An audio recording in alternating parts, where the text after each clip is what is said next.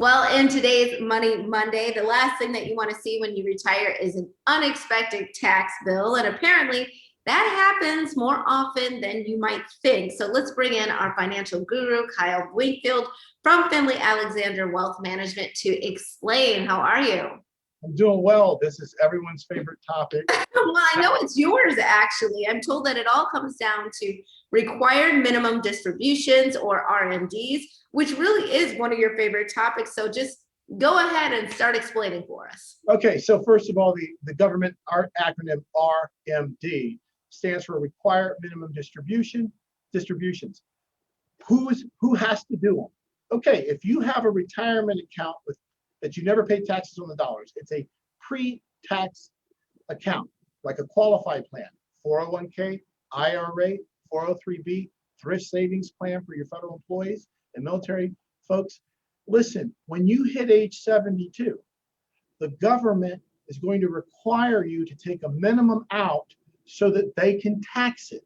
So when that money comes out of that account, it's going to be taxed at ordinary income. It's just going to reflect as additional income for you. So that's it. And that by the way, Elsa, that the government has a well thought out plan for your retirement money, and it starts with the RMD, and they've got this long schedule that lasts till I think age 115 or 120, where the where the percentage that you are required to take out goes up every year, which means, guess what? You're going to pay every dollar in tax you owe on that money, dead or alive. So that phrase that they say you can always count on death and taxes, that is true. I mean, if they've calculated that I'm going to live until 120, we're putting up some biblical numbers at this point, and they still want every penny. So that being said, when are you required to start collecting? I know you said 72, but is that the number, or do you have to do it a little bit earlier, or can you do it earlier? So here's how we're going to answer that one. At 72, so there's a lot of folks I meet all the time who say, I don't really need to use this money for retirement. I've got a great pension, Social Securities. I'm doing well. I don't need it. I would love to give it to the next generation or donate it, blah, blah, blah. So at any rate, they don't need to take money out. Now they get really hot under the collar when they find out they got to start taking distributions. And usually most people's money's in the stock market, markets up, down, sideways sometimes. So that could mean they have less money to give. Now here's the deal. You got to be 72 for the required minimum distributions to apply to you. Now, that is your money for retirement, so you can actually spend that money sooner if you'd like, right? So, but that you're not going to be able to fulfill any kind of RMD requirement. It starts at 72. 72. Got it. Okay. And then, so you can start taking the distributions as soon as you retire if you want to. Yeah, but it's not going to count. What will happen is, let's say you retire at 62. You start taking money out of your IRA in this example, hypothetically, and then you get to 72. When you were 62, your IRA was $500,000.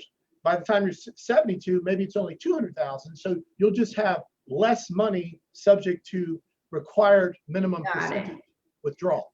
So how do these distributions affect our actual tax brackets, and what can we do to create less tax liability for ourselves as we reach our golden years? Of course, we want to pay our fair share, but not over our fair share. So yeah, we want to pay our fair share, Elsa. The thing is, I don't think anybody is shooting for extra credit here when it comes to taxes. And so the reality is, here's a phrase: managing your tax bracket, managing your tax brackets.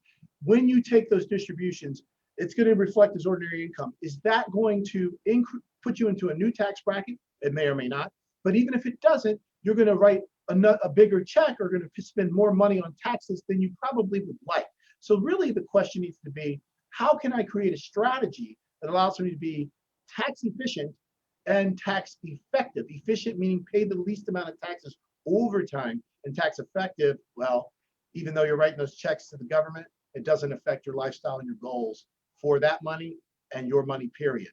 So that's just something to think about.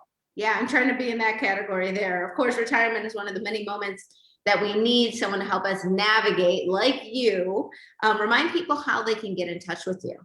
Yes, you can visit at finleyalexander.com. And in regards to taxes and RMDs and just clearing up a lot of maybe misconceptions or just getting better understanding, we have an RMD schedule available for folks. They can just download it. The other one is I've got a whole conversation, a little guide going on how to pay less RMDs, how to pay less money and taxes over time, even though you got to take RMD. So RMD to tax advantage. Check out that guide. It's a lot. People love it. You always break it down for us lay people, so we appreciate that. Thank you so much, Kyle. We appreciate it, and we'll be right back with more Midday Maryland right after this. Stay tuned.